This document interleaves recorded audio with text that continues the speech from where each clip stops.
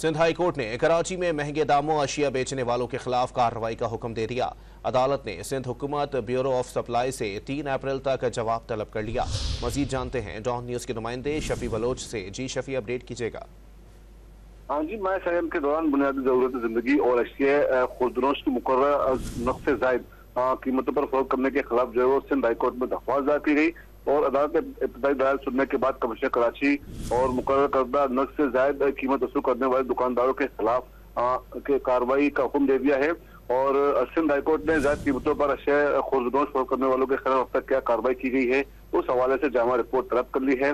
और अदालत ने सिंध हुकूमत ब्यूरो ऑफ सप्लाई और दीगर से 3 अप्रैल तक जो है वो इस सिलसिले में जवाब भी तलब कर लिया है। दरख्वास्त में मौक़िफ़ इख्तियार किया गया कि माह सयम में दुकानदारों ने बुनियादी जरूरत जिंदगी की अशिया मुकर्रर से नक़्स से ज़ायद जो है वो कीमतों पर फरोख्त करने का सिलसिला जो है वो जारी है। मुतल्लिका हुक्काम की जानिब से मुनाफाखोरों के खिलाफ अब तक कोई कार्रवाई नहीं की जा रही।